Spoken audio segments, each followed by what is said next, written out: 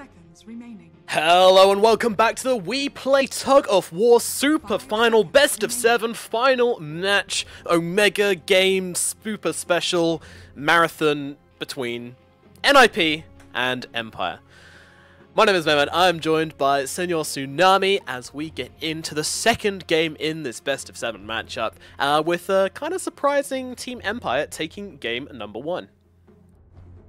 Yeah, anyone who's considering this to be a 4-game series that NIP would just sweep has been sorely disappointed, as we are going to have Empire putting one on the board, and I mean we may see it going 4 games in their direction. We'll see. It is a best of 7. There is a lot of potential here. There is indeed. I mean, I'd be very surprised if NIP weren't able to take a single game. But you never know. You never know.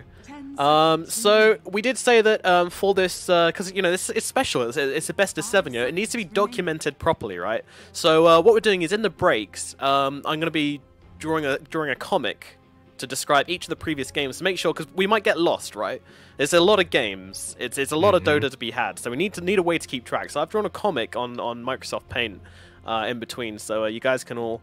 Have a look at this one. This basically sums up, Tsunami, if you want to get this up. This kind of sums up what happened on last game. So Tsunami, can you talk us through my drawing, please?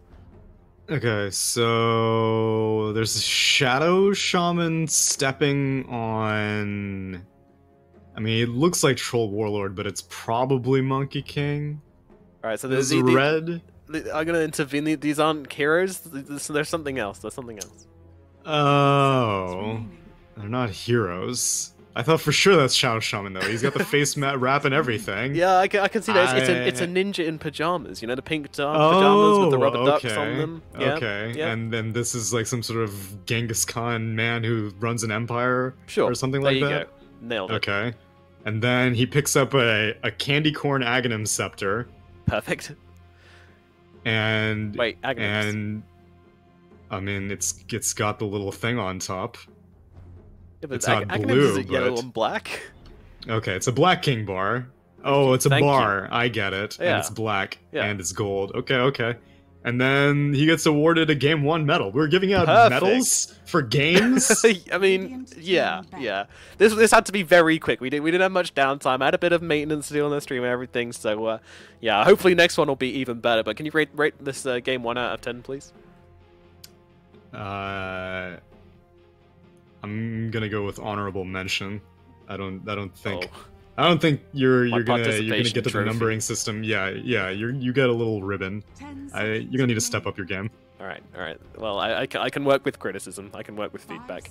Now, of course, this tournament is sponsored by 1xBet, the betting site, the bookmakers themselves. If you fancy yourself a chance at betting on this series, then you know, you might be feeling pretty good about yourself if you put a bet down for Empire at the start of the last series. I believe it was like 3.8. It's now come down to 2.3 after that first game, and this is, of course, the odds for the entire series. If you do fancy getting into yourself some betting, then you can head over to the website where you will get a €130 bonus on your first deposit when you're betting on these games. It's a lot of money. Head over there. The details below the stream, in the chat, and on all social media. So sign up and see if you can get yourself a little bit of pocket money. Now, we're on to the next game. The last game's in the past, and hopefully NIP will be able to put it behind themselves.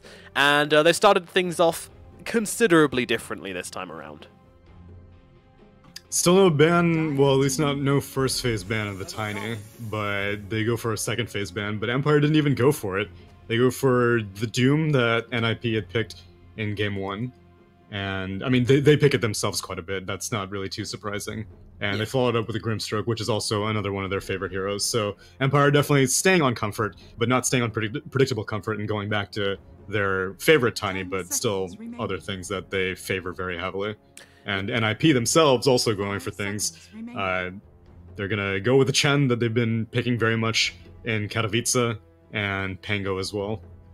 Yeah, you know, this kind of surprises me that Empire have decided to kind of like vary things up a bit, because you'd have thought that in this long series you want to kind of hold your hand a little bit. You know, you want to be like, well, if we've just won with these heroes, we're just going to pick them again, you know, and we can pull out the Doom and Grimstroke for a surprise factor later on in the draft. But clearly they believe that their hero pool is varied enough to start throwing down these heroes right away, so that is what they do.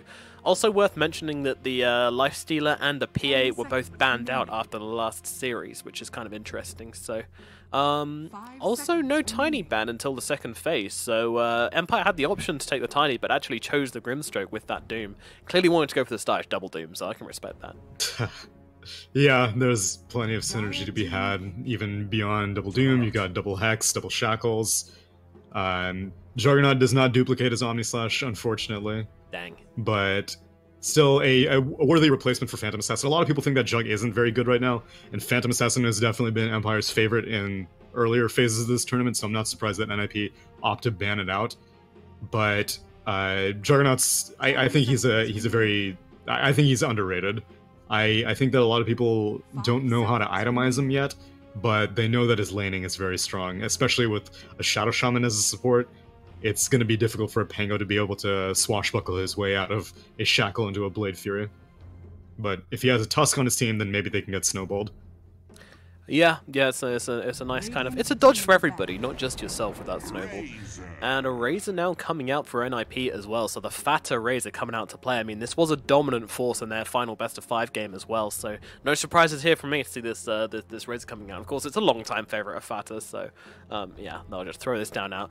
Going for, like, saying, you know, game 2, let's throw us back into our comfort zone, you know, make sure we're playing with heroes we like. Doesn't mean the Pangolier not going to be mid, though, worth mentioning, because that hero has been played mostly at mid these days.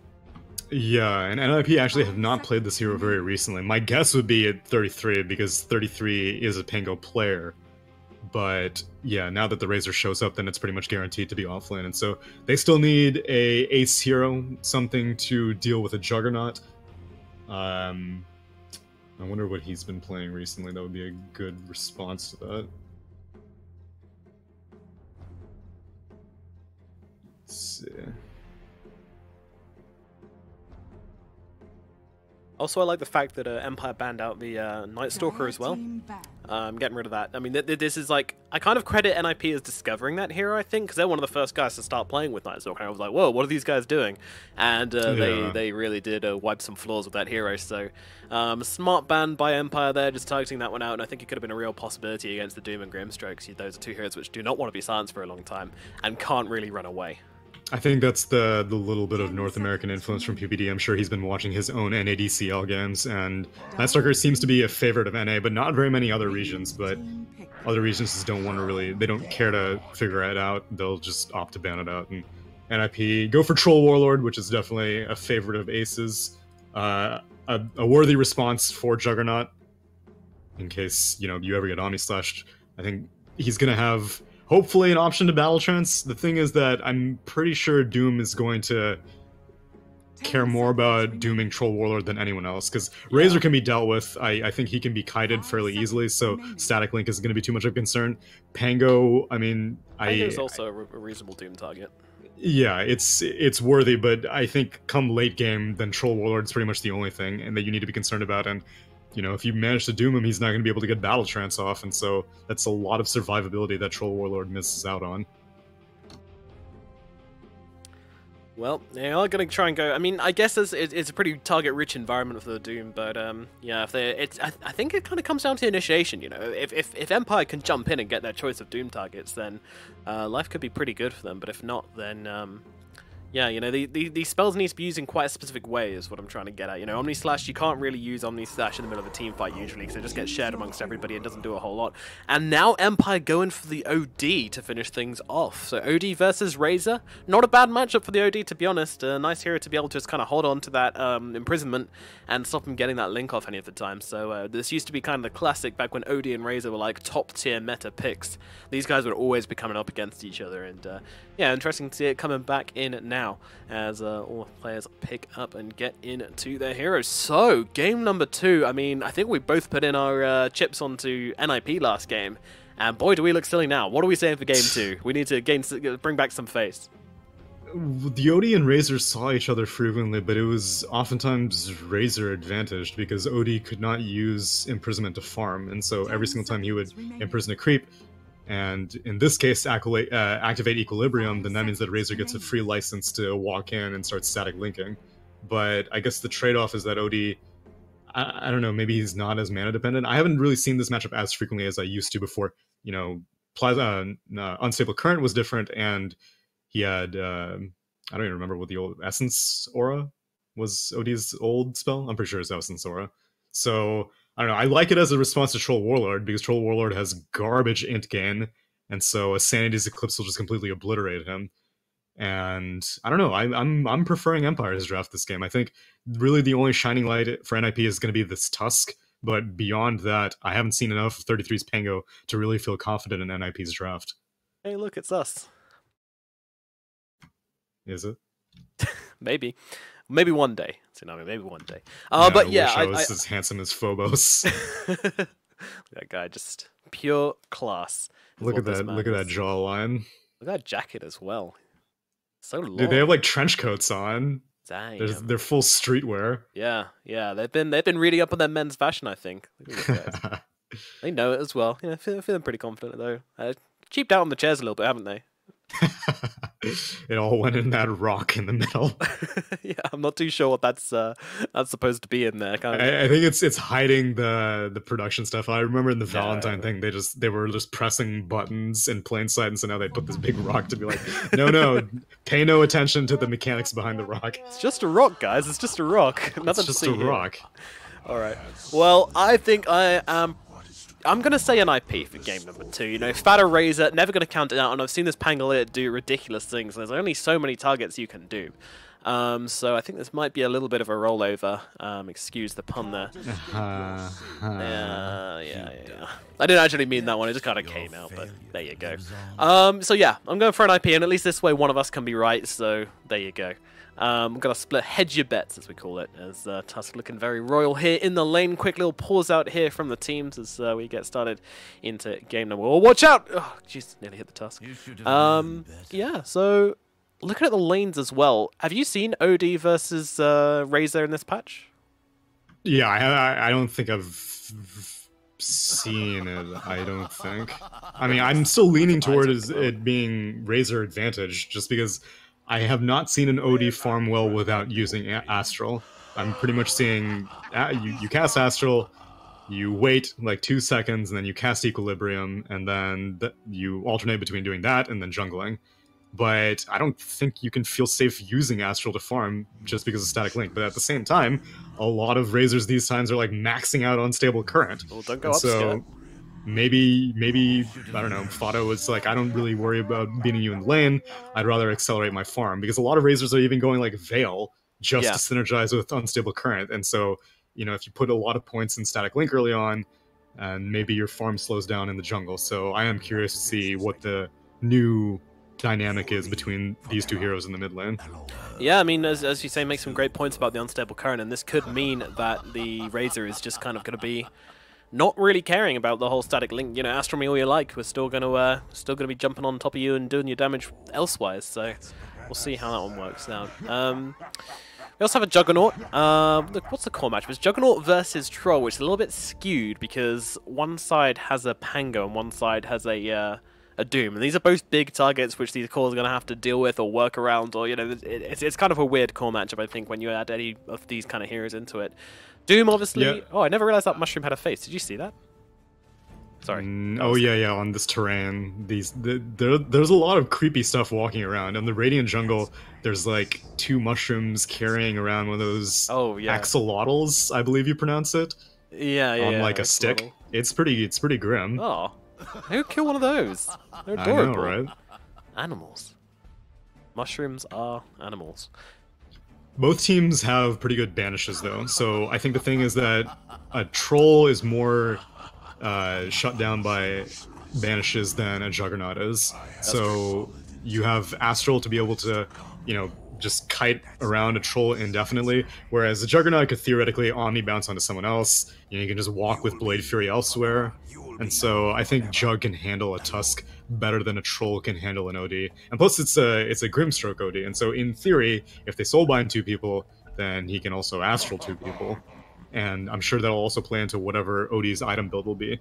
I know oftentimes We're seeing halberds more frequently than not. I don't think Doom will go for a halberd this game, but if he did, then, you know, potential to disarm 2 people. If OD manages to get a sheepstick, then scythe 2 people. So I think there is more that Troll needs to be concerned about this game than Juggernaut does. Yeah. And what is Kodos up to? I do like He's the synergy walking on the between... enemy high ground. Okay. I think he's trying to look for wards here. Unfortunately, he's going to find 4 heroes instead, which will almost certainly result in his death. 5? So, yep, well... Make it the full party. Haha, Astral! Won't get me now. My purpose is fulfilled. He spams in all chat. That's beautiful. Nice. Alright, Fada. That's going to be a great start to his lane. Fada stays right out of the range of the Astral, but just in range to get the last hit, so... Yeah, and it happens so early on, he can get his stuff off the courier as well. I don't know what the plan was there, but now Razor has a Wraith Band. I've seen it before where mid laners do that to try and scout out a ward, like, but they go close to the... But I don't think it works on that side, so... Maybe it does. Maybe it does. I don't know. But yeah, you kind of go into the trees and, like, if the tower attacks you, then they've got a ward there. If the tower doesn't attack you, then there's no ward, so you kind of do it a bit of investigative Dota right there, but unfortunately, yeah. Didn't really think about the consequences, perhaps, or didn't realize that there were a lot of NIP heroes coming to pay a visit. Also worth noting as well that the OD Troll matchup is really, really good, because Troll has no mana pool at all. He just doesn't. Yeah, no mana pool, no Intgen. He's a stupid boy, which is kind of fitting of the hero, I guess. You know, Trolls generally not very intelligent. It used to be tied with Phantom Assassin. Him and PA used to have I think it was 1 int gain per level, but Phantom Assassin got a buff and Troll got left behind. Yeah, I mean, that makes sense. Well, Phantoms are idiots. What about Lancer? Lancer's a smart dude. Yeah, that's true. What, has he got low int as well? No, I think he is above average, I think. Yeah. Oh, yeah, but he's also a Phantom, yeah. Okay, good point. Yes, yes. I guess they're not actually Phantoms themselves, though. They're like a Phantom Assassin is someone who kills Phantoms, surely. Oh, so. Maybe. My bad. My bad. Well, no, but Ricky's a stealth assassin. I don't think he's killing stealth people. I think he is stealthy. True, true. I think that needs to be specified. I'm sure it is. Someone gets lax on the phone. It's made. Needs to TP himself away, but will be okay. Just doesn't want. It's a good lane for TPs actually, because the slow's coming out so much. By the way, where's this Pangolier playing? Who's playing the Pangolier? What do you mean? It's 33. Oh, it's 33. Okay. Yeah, he's just in the top lane. Okay, they're just hanging out on top and confusing me. Gotcha. Yeah. Okay. Yeah, I think the idea is that 33 wants to have the Doom lane, and I think Chen will go wherever else is necessary. Well, it's mid matchup so far, pretty even, but I don't know. I think might be the OD expending a little bit more of the old regen here, but definitely no clear winners at the start here as we get this beautiful split view of all 3 lanes, all 3 action going on at once. As Ace happily farming away, 33 happily farming away, Fada chasing off Kodos from the lane.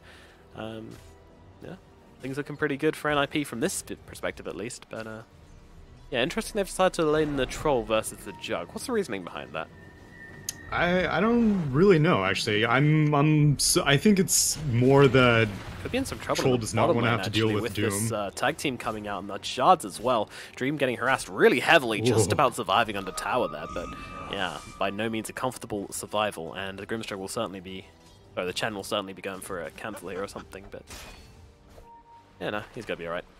33 having a little adventure through the trees. You go down in the woods today, then, well, you're going to get shackled and hit by Maiden here. 33 trying to run himself away. He's got a salve and a swashbuckle, so he is going to survive. I am curious about the spot lane, though. I didn't think that Ace needed a tri-lane situation. But, yeah, he comes bot, and 33 is just going to be cutting the wave up top, so I suppose that's the game plan, is that he can get safer farm than a Troll can. So just put him in the most difficult lane and give Troll the best resources possible. That's certainly the plan, is 33 still just trying to mess around with the pulls, etc, etc, get the most out of he can out of a pretty one-sided lane as NIP start to really bully hard into Dream here, and you know, he's not had a terrible start, but I imagine things are going to start to get worse. Nice job pulling the creeps away there, though. Should gain him a couple of CS. And bring the creep aggro back, of course, which is very, very important. Oh, Black Archangel stuck in the shards. No way out for him. He's going to die here in the bottom lane, and Dream just has to retreat back to his tower. Can't do a thing. Does have a spin to work with, but I mean, the kill potential is so low from these two. I guess more than helping out the Troll, it's all more about shutting down the Jug. Jug is 11-0 right now against Troll's 21-8. And so far, Empire don't really seem interested in matching this tri-lane. They're just letting the Shaman and Doom continue to bully Pango in the offlane, which I guess is fine, assuming that they want Doom to be very relevant early on, because I think Shaman can find experience if he comes bot as well, and so you could just have a Doom laning against a Pango 1v1 and then have two tri-lanes going head-to-head, but I think Empire are more interested in making sure that their Doom, you know, either gets tanky or gets initiation items. And now Troll actually comes back up top. No Aghanims this game, then? I mean, to be honest, I think... I doubt it. I don't think there's anything that he needs to break. True. The break is a big part of it. Yeah, I do feel like Troll is one of the better heroes to get Aghanims against, though, just because once he's used that ult, you can just ult him, and he's stuck chasing a Doom whilst ulted, which is kind of nice. Just have that constant refresh on, but yeah, we saw 33 actually do that in their last series as well, so... Yeah, I mean, it definitely has potential because, again, NIP have gone for like 2 cores as now shards block them off. Yeah, not the best shards in the world, but still should be able to get the kill here onto Maiden here as they just chunk away at him. Yeah, NIP rotate into and find themselves an easy peasy kill here in the top lane, but does now leave the Jug solo. Well, I mean, he's even got the backup from Grimstroke versus 33 here. It looks like they've actually gone for the full swap up.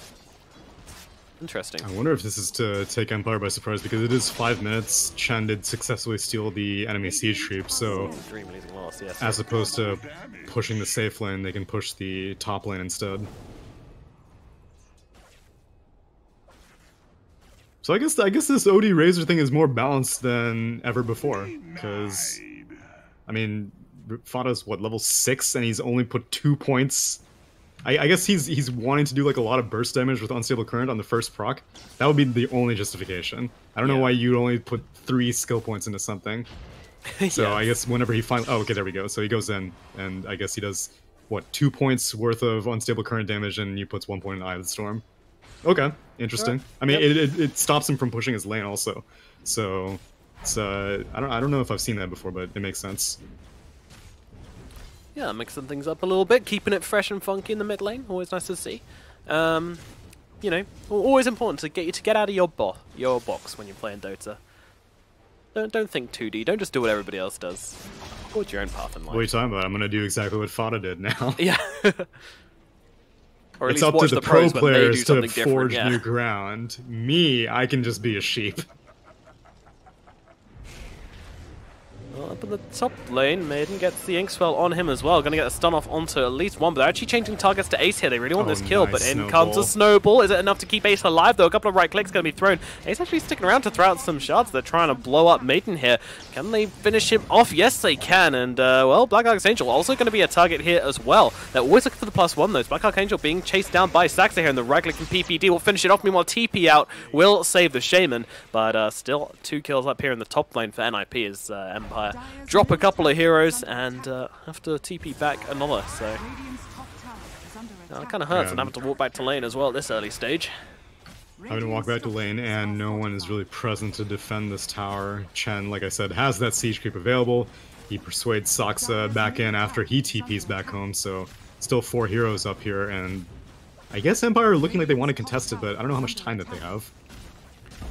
Yeah, definitely got to get to work as running forwards though. He's managed to get the static link off onto Black Archangel here. Sax trying to chase him down as well. And before the Inkswell goes off, they get the kill and a nice little snowball to interrupt the shackles as well. So they look forward onto Sayu here, trying to run him down. Down goes a Shaman, and Fada not looking very healthy as Empire find at least a return kill here, and a pretty big one at that. And they will also get the tower denied. So yeah, Empire.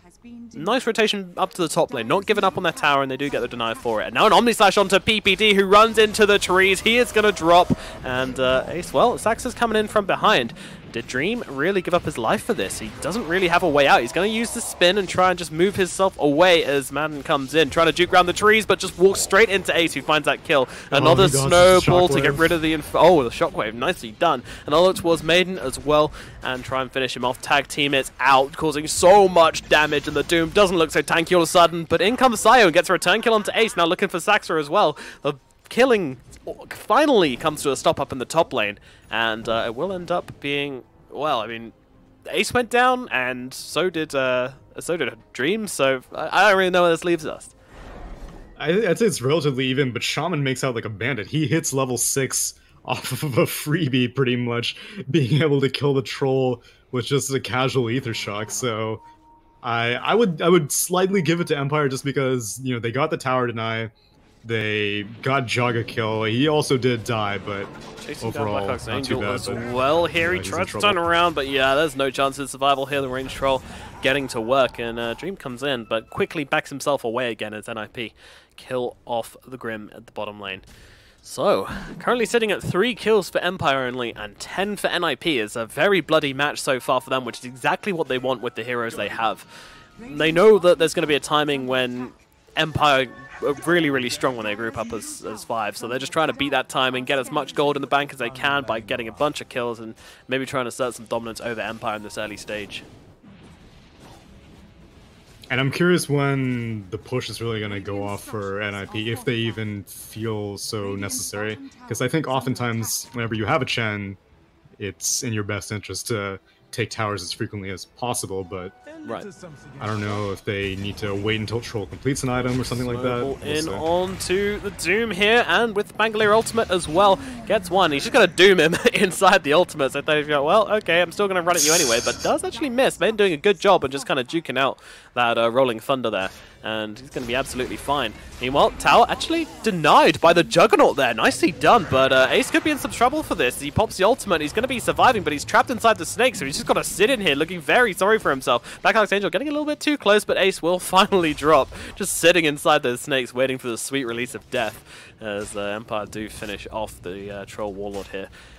Alrighty, man, well, that's 2 towers denied now. Yeah, they're getting in these clutch denies pretty regularly. It's kind of hurting the pockets of NIP a little bit here, as I feel like they should be much further ahead than they are, considering the fact they've taken 2 towers and got a bunch of kills, but less than a 1k gold advantage. They're pretty much even. Yeah, for what it's worth, at least they're gaining more map control, as Empire have yet to really push any structures of their own. But I don't think a Jug is really too concerned. He doesn't need to, you know, relegate himself to farming in the jungle or something like that. There's really nothing making a good play for the Dream, though. Nice BKB spin to stop off that snowball. Punch. Now backing himself away, trying to juke around the trees, but PPD with the body blocks just staying on top of him here. Punch comes out as well. Grimstroke coming in to try and help out Dream. He's surprisingly living a very long time here. And now with the Soulbind and the 2 Phantoms Embrace, although they TP in 33 as well. He's looking to get involved, going to throw down the ultimate. They're really looking hard for kills here. They're going to look towards a Grimstroke instead. Now Fada coming in the back as well, just to help out with this one. And Black Archangel will go down. It's not the target they wanted, but they will be happy enough with it. Yeah, unfortunately Jug cannot blade free ATP because the only solution that they do have against that is Walrus Punch, and Tusk was in the area, so he just had to walk out. As a result, Grimstroke had to pay for Jug's sins, and this will turn into another push, and this time I don't think Empire is going to be able to deny this one. I don't know, they're making their way over, but it's only 2 heroes to start with, and TP coming in, they're pinging it out, but who is baiting who? Is immediate silence coming out onto Saxa here, the Tusk, yeah. Oh my god, they took it! They got it! Oh my god, Kodos jumping out from the trees! NIP can't get a tower to save their lives right now. Sayo though could be in some trouble, but no, he's going to get himself away. 33 running off on the back lines. Maybe it's Saxa who's going to go down here as Maiden just chasing him down so damn quick. Punch up into the air with Fada coming in from behind as well. Maiden taking some damage, but it is a Doom. Goes for the Doom, but doesn't quite manage to pull it off. Meanwhile, Omni Slash going to bounce around and actually doing a ton to PPD here as the slices seem to favor him, and it will be the captain falling. NIP. Saxter, are you sure you want to go that way, or is he trying to bait them under the tower? In comes the snakes as well, and they're going to try and hold Fada in place and blow him up, but a Yule Scepter from him going to keep him up into the air, but in comes the Sanities as well. They get one, they get 2, but Sayo and Dream also goes down, only losing Fada. Ace with that ultimate just gets Astral up. Oh, but the bash comes out. It doesn't matter. Troll still goes down, and they get Kodos as well. The bloodbath continues as Maiden being chased. Saxter Sax are going to punch him up into the air. The Doom in some trouble here. Can they finish him off in time? I think they can. The tag team slowing him right down. Sax are going to get the double kill. And finally, I think the blood will stop flowing in the middle lane. Will it? Yeah. Yeah, Grimstroke's out of here. I don't know, Sax is still hungry. Did he get the shards? He did get the shards. Snowball going to come out as well, still hunting down, and they will get the kill with the swashbuckle to finish it off. And finally, the long battle finally ends with a 5 wipe, and NIP ball in their court as finally they get the kills they need. So Empire do at least successfully deny their tower, but it is a hefty cost as a result. And I don't think NIP are really interested in lifting up the pressure. It doesn't seem like they're dependent on item timings, at least not as much as Empire are. And especially now that Sanity's Eclipse is down, that's a huge window for NIP, because you saw how much damage it did, but it's also a very high cooldown ultimate. About this smoke, though. They very much know about the smoke, so it was pinged out by the Grimstrokes, so... Just backing themselves away, though the rotation's up to top now. Men didn't expect this one, and they're jumping right on top of him here. The power of the Chen coming into play. A TP to the tower, one gets TP'd in by the Chen, and all of a sudden there's 3 heroes in Maiden's face when you could only see one. And now Dream. Are you sure you want to be here, buddy? Well, there comes a very nice Soulbind from Black Archangel, and the double shackles from Sayu as well. NIP getting comboed up hard. Shards don't save him. Sax are going to go down, as well as 33, as both of them caught out there by a beautiful little play by Empire there with the double shackles, double silence. Yeah, it's a dream. Yeah, and I don't even think they were able to get the bounty rune either. It went the way of Empire, so Dream definitely knows to take the right fight. Soulbind, double shackle, a little bit too much for NIP to handle, and 33. So he's got his Maelstrom completed now. And right now he's got a Greaves queued up, and I think that's the play. I think he needs to primarily focus on tanking up. Crimson Guard is fine, but I think against an OD it's not the best option, so I think Greaves is a good way to deal with what Empire are capable of, especially if they're being so aggressive like this. NIP needs some sort of sustain. Chen is not really good enough hero to keep these his allies healed up consistently, and Saksa hasn't earned, so he's also helping out, but every little bit helps, so I think 33 has the right idea. Right, well, NIP making their way through. Are they going to be looking for more fights here? Well, the smoke comes out, so yeah, they absolutely are. Fighting Draft is the name of the game, and they're wrapping around onto mid lane, looking towards Dream maybe here, but this guy is pretty hard to bring down, especially with that Blade Fury of his. I wonder if they're feeling pressure just because they see OD's Midas. I don't think it's really that big of a concern. I think Troll Warlord, even though he has not completed the Battle Fury yet. Nice ward as well. Meanwhile, Snowball out onto Maiden here. They might be able to bring him down. He's looking really low on HP. The Soulbind comes out, but it's not enough to buy Maiden some space to live. The Doom will drop. Meanwhile, Fada getting on top of Black Archangel here. Meanwhile, Dream trying to just bring down PPD in the backline, but his team have died in the process, so Dream now needs to get himself away. The side link coming out. Yules as well, going to hold him still. Set 33 up for an easy bash in with the Rolling Thunder, and they'll finish off Dream. He is dead. It's a triple kill for 33 as NIP find more blood. Exactly what they're looking for. Yeah, they're relentless, and I'm surprised that this Troll Warlord is being so useful despite, again, he has not even completed his Battle Fury yet. He got doomed up. Unfortunately, the Soulbind came out after the Doom, so they didn't get to double Doom anyone. Not that I think it would have really made that much of a difference. I think Empire were just in a bad position to begin with, and yeah, unfortunately, Dream kind of got baited in with the rest of his team, and this Juggernaut is going to struggle to be relevant as this game moves forward, because he also does not really have any items that can make him useful. Doesn't really want to go for a BKB. He needs damage, but if you get a lot of damage, these creeps from Chen are just going to absorb a lot of the Omni-Slash damage, and you can't really reliably kill the Troll Warlord because he can just go into Battle Trance. Chen can constantly bring people in with his Holy Persuasion, so you don't even know if you're safe leading into a Chen. It's a very tricky game for a Jug for sure. Nice blink away from Sayu up there in the top lane, just to avoid the gank of Fata as he comes in trying to scout him out with the plasma field. So, moving into this kind of mid-game situation now. NIP, a lot more kills, a little bit more gold. I mean, that's the kind of Midas effect though. But yeah, I mean, as you were saying though, NIP, the Chen does make all the difference though, because being able to just have this mobility around the map means, you know, you can farm, you can fight, you can farm, you can fight. That's what it does, and NIP are just trying to maximize that as much as possible. As Inkspell comes out from Archangel here, just backing himself away. Yeah, I think that's why Spectre has kind of fallen off the map as a relevant hero, because her main claim to fame was that you could be farming constantly and then haunt into any fight. Or you could just pick Chen and make any of your carries basically a Spectre with the kind of mobility that they can have between, you know, just staying as far away from your team as possible and then immediately joining into a fight if necessary. Right. Oh, surprise, surprise, another smoke brought up by the Chen. Looking for more. Dream just doing his best to farm up as quickly as possible, going for this Yasha Drums Diffusal build we're so used to seeing now. Just pure movement speed and then slowly enemy down. Easy peasy. Yeah, anything to kite the troll. I am curious if NIP are going to go for an early Roche at any point. They don't have a medallion on anyone, so chances are slim, but with a Troll Warlord it's fairly easy to do. TP in the Pangolier here, and Sax will do a bit of scouting. They really want to take this rune for themselves. And they will be able to do so. It's actually, there's a fight breaking out here. It's inside the snakes here. They've managed to find Fata, but the Omni Slash is completely interrupted. The Santis come through as well. Fata does get finished off, however. Dream looking for a target in this fight. They're looking towards 33 as well. He's doomed up, hexed up, and taken down. Empire. Oof. NIP tried to go in and save their Fata there, but unfortunately they just ended up throwing another kill onto the fire, and Empire managed to find themselves a nice couple of kills here, keeping the momentum coming, and this OD is really, really close to his Hex right now. Yeah, I mean, with Soulbind, that's going to be incredibly irritating. Yeah, I mean, the Soulbind, so we saw like yet another bonus of the Soulbind, is that it stops Pango from moving. He'll just continue, he'll do a burnout basically and just spin in place if he ever gets leashed. It'll be either Dream Coil or Soulbind. You'll just get stuck around and spin your wheels. Spin your wheels, stick around, not doing a whole lot. Meanwhile, Saxa comes in saying hello on the Tusk here.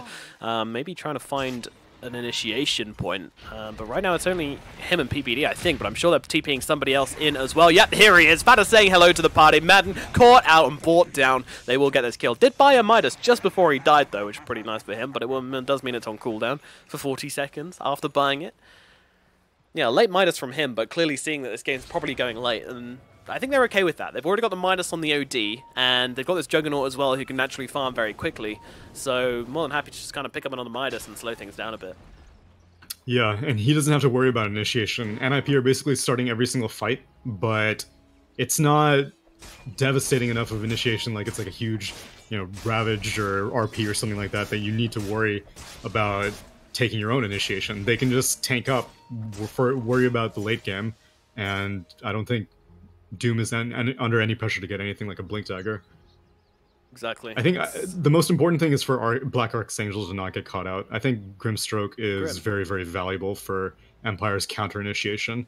Okay, yeah. I mean, just kind of letting him be the pace setter of the game, I guess, makes a lot of sense. And coming in with the saves as well, as we've seen a couple of times now, just him saving with the Shaman, or even just on his own with the double silences and the slows has been really useful. And of course, it stops the Pango being able to do so much, because he also can't swashbuckle, let alone ulti.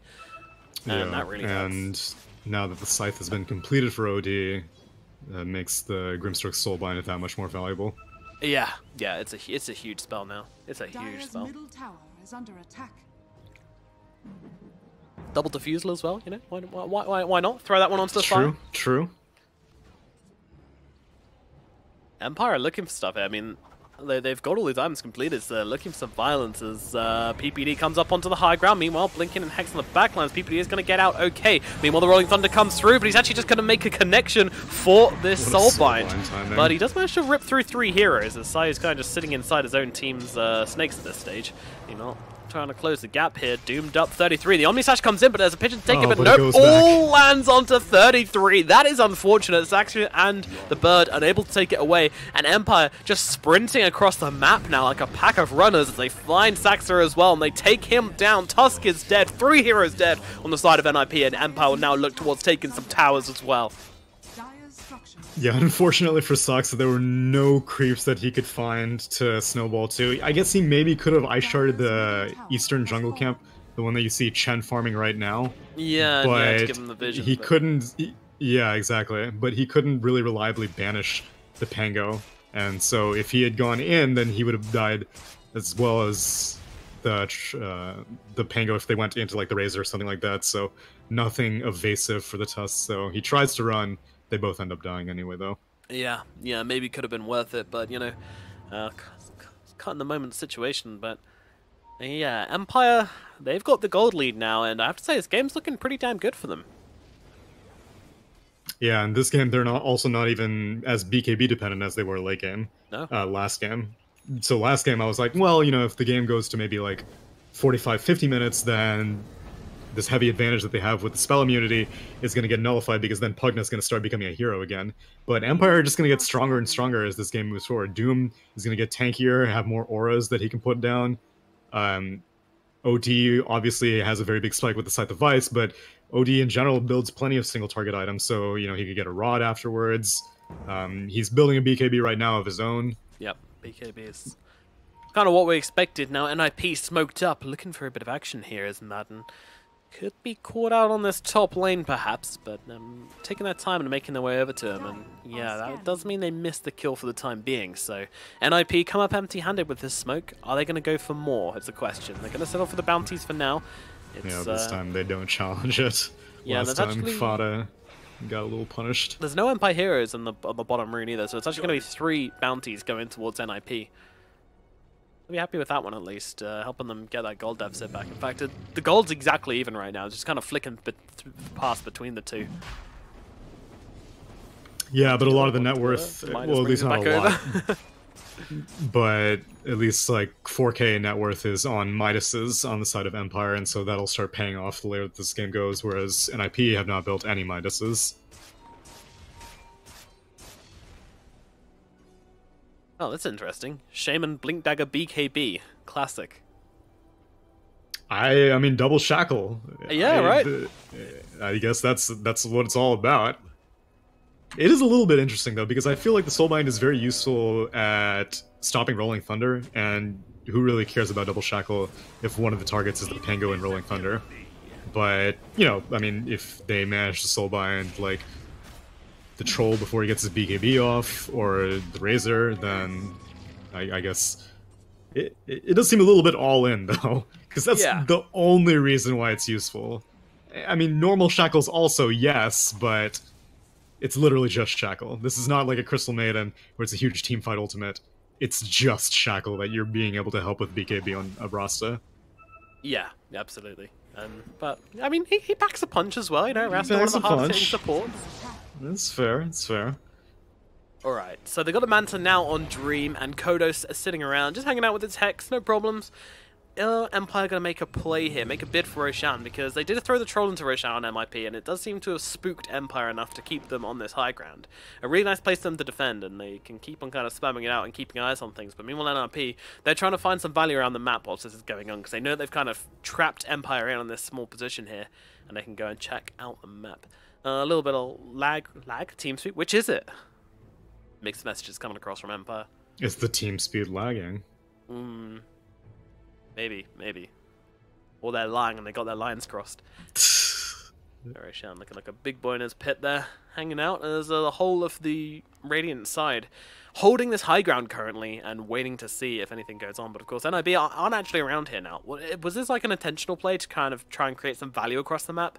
Keep them, just stick your head into Roche, run out, and then you know that you've kept them on this high ground for quite a while and you can go and farm? Well, I'm surprised that Empire are even hanging around here. I think maybe with their Serpent Wars, they want to take Roche themselves. And so they're kind of, I don't know, waiting for their moment, I suppose. But I would feel that they have better things to accomplish right now. Because like you said, NIP are getting far more out of the map. I mean, the bot lane nearly pushing to tier 3. I don't think NIP are going to take Roche really anytime soon. I mean, all you need is the Grimstroke with Stroke of Fate. And, you know, Grimstroke can scout it out himself. But, you know, Maiden's hanging around, the OD's hanging around. Seems surprising. I don't really know what they're looking for. Yeah, I think they're just very paranoid about NIP trying to go for something here. Lovely drawing on the map there from the Doom, just saying, they're here, guys. We should go here too. Very specific. Yeah. Circle of 3/4 of the map. It's the in-depth analysis there which these pro players bring to a game. Grimstroke, he knows what's up. He's circling the Roche pit. He's like, I look at this. Yep. You guys go other places. I am a Roche ward. That is all of my purpose. Yeah. Also, I find it funny that PPD's got a creep in there, so he's just watching this happen time and time again. He's like, wow, Yeah, this right? Grimstroke sure is committed.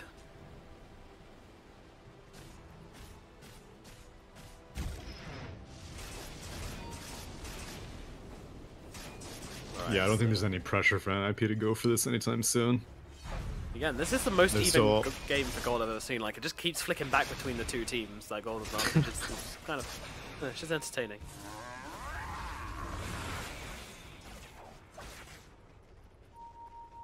But I mean, in the one hand, it's a close game on paper, but on the other hand, one team's got a bunch of Midases and a Juggernaut. Meanwhile, the other team's got a Troll Warlord. I don't know. I feel like NIP are kind of just watching their timing sail past here. What do they need? Yeah. What are they waiting for? Are they trying to get a BKB on their Troll, or...? They already have one. I think Yeah. they're waiting for the Roche. They just can't find a good opportunity, which I don't think that they should force it. But I don't know. They have like the Greaves completed on the Pango. They have the BKB completed on both the Razor and the Troll Warlord. So hopefully they make a move soon, because I agree. The Midases are just going to become a bigger and bigger issue as time progresses, and it looks like they're grouping up for a smoke. And it's getting boring. I mean, come on, guys. We need some action. Right? Been waiting a while for this fight to break out, but yeah, as you say, NIP smoked up in this middle lane. So far, again, you know, the Heroes of Empire just sitting on this high ground. They kind of know that, oh, they're going for a smoke of their own. They're going to completely dodge each other here. Except for maybe the Juggernaut, who is dangerously close to NIP right now in the middle lane. He's already used Spin as well. This could be a dangerous place, but no, he's running up to the high ground. NIP seems so scared about taking something here. Yeah, Wrapped. both teams smoke up and neither team scans. Okay, now Radiant scans. Dire still has yet to scan. You know, they gotta walk into the scan. They are not. Okay, I mean, Dream I know will the be jug's seen. there. They're like, okay, Yeah. there's a jug here, but in they jump. They've got the snakes down, holding Saxa still. Double Doom. With the double Doom coming out as well. Meanwhile, Sayu gets off the tether. Saxa is dead. Omni Slash on the backlines. Doom, Omni. It's not enough to bring down Fada though. This guy's huge. Meanwhile, Black Alex Angel gets taken out of the fight. Ace trying to take up on the front line as well, chasing Heroes back. PPD is dead, but Dream getting to work, but just can't do any damage. He's trying to bring down Fada, but he's not doing a thing. But in comes Kodos, dropping some damage onto Ace. Ace needs to get himself back right now. He's doesn't really have a hope in the world though. He's might be able to take Madden with him, which he will. The Sanity's Eclipse does a ton of damage to everyone inside of NIP, but they're still able to turn this around and bring down Dream. They brought down Kodos, and it's a rampage for Fata as he just takes down everybody. The unkillable Razor is a lightning storm in the middle of this fight, and it's a Tempest, which Empire could not control on this occasion. Wow, I did not see that fight going that way. 5,800 damage, pretty much entirely from Sanity's Eclipse, I think. But it still wasn't enough. For sure with the double Doom, things were a disaster for NIP, but the BKBs were just too powerful. Empire, I mean, both teams spent 2 buybacks. It was the Tusk and the Chen for NIP, and it's the Grimstroke and the Shaman on Empire. And yet, it was on the Radiant side of the map, and still, I mean, I guess having a Chen on your team makes those buybacks, you know, almost the same thing, because you can just teleport everyone directly into the fight, but whatever the case, I did not think that Empire were going to get so obliterated so quickly, and now initiation on Sayu. Caught out. Saxon not hesitating on jumping into this one, and Dream even coming into this as well, just having to run himself away as Fada takes all of his damage once again. This Razor really forcing back the side of Empire. They cannot defend these barracks. There is no chance. Thankfully they still have a tier 2 in the mid lane, and bottom lane is undefended, but NIP might want to lay off the gas a little bit now, but then again, your Shaman's still dead for 70 Shaman's seconds. dead for ages, You've yeah. used your Sanity's Eclipse and your Doom and your Omni Slash. I'm not sure if NIP really need to worry about their spells, because... Alright, they're going to go for Roshan, I think, but I would be Shrine surprised if they and then just Rosh. flat out stop the aggression now. Radiant's top shrine is under attack. Yo, maybe that BKB build was not the play for Shaman. he doesn't have it completed, though. Maybe if he did have it completed, it would have been a different fight. That's the timing they needed to wait for on the side of Empire, That's maybe. the timing. Shaman BKB, everyone knows the most valuable timing. It's up there with Anti-Mage Battle Fury. Yeah. Right, as Roshan being taken down very quickly as Ace getting to work in this pit. Man, I mean, how was Fada so tanky in that fight, though? Like, did you see Dream was trying to deal damage? I mean, I guess know, right? Dream doesn't really have any items. No one really has that much right-click damage, so Razor with the BKB was basically untouchable. He's also very, very fast. Between, I think there was probably like a kobold creeping around, but he's so maneuverable. Dream found in the trees, run down by Saxa here. Gonna throw down the Omni Slash, but I mean, it's just still bouncing around. Static linked the entire time, though. Yeah, the least effective Omni Slash I've ever seen. And Dream gets brought down in the bottom lane. He's dead possibly for a little bit 100 seconds. Yep. Oh, Empire. I thought this game was in their hands, but NIP managed to turn this one around, and now with Aegis in hand, they're heading down to this bottom lane. Another lane of Rex is on their mind. Will Empire be able to defend this? It's a huge ask. Astronomical ask. And now Razor picking up an AC as if he wasn't tanky enough. I mean, he wasn't taking damage before. Now it's going to be ridiculous.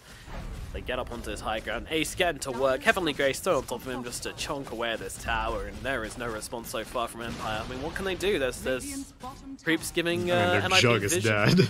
Their Jug is dead. Yeah.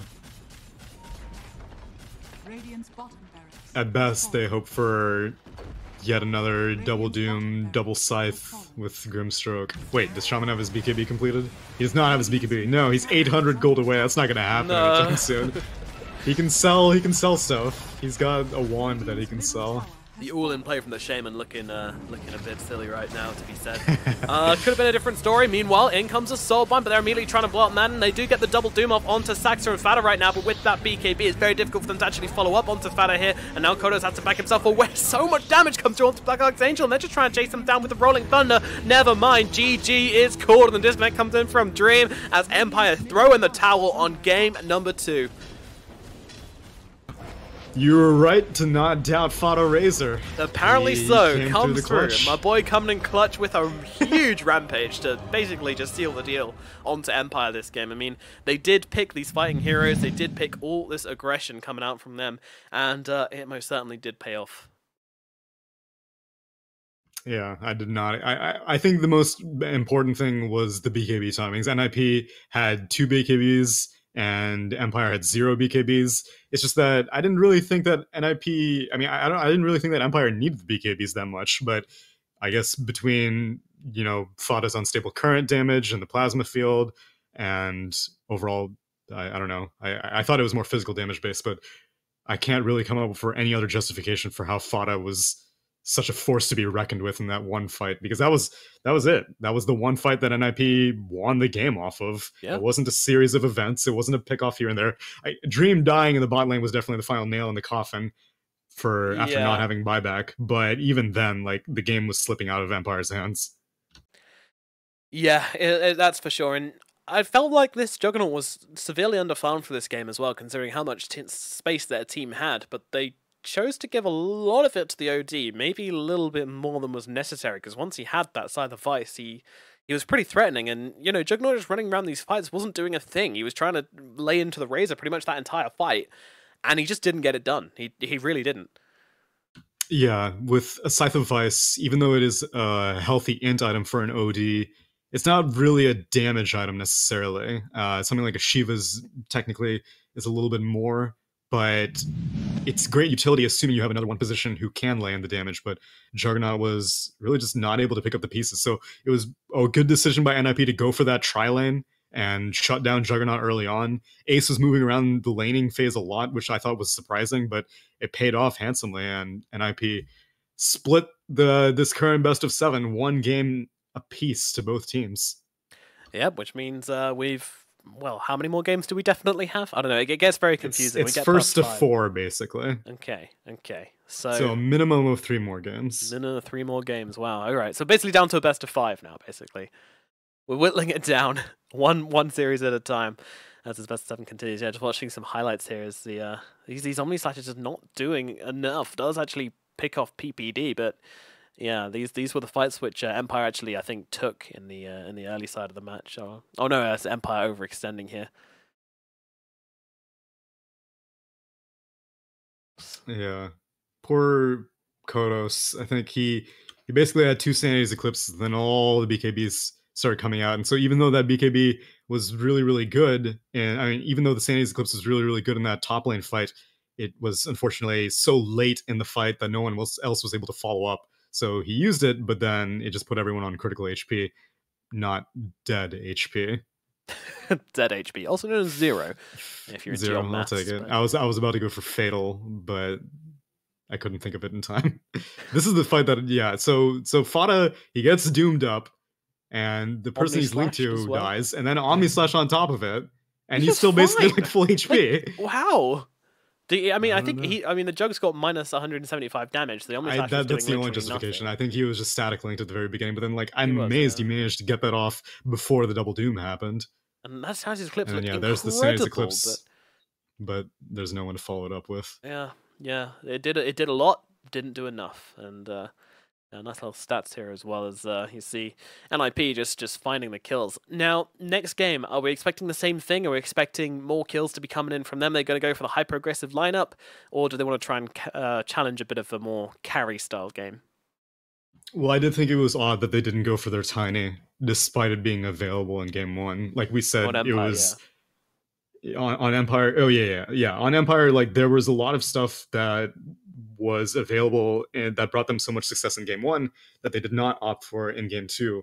So I think they probably learned their lesson and will go back for what worked for them so well in the game that they actually won. Alrighty then, well, we shall be back very shortly with the next match in this series. It's Team Empire versus Ninjas in Pyjamas, currently drawn 1-1 in this best of 7 series in the WePlay Tug of War Radiant. We'll be back very shortly. My name is Nomad, he's Tsunami, see you in a sec.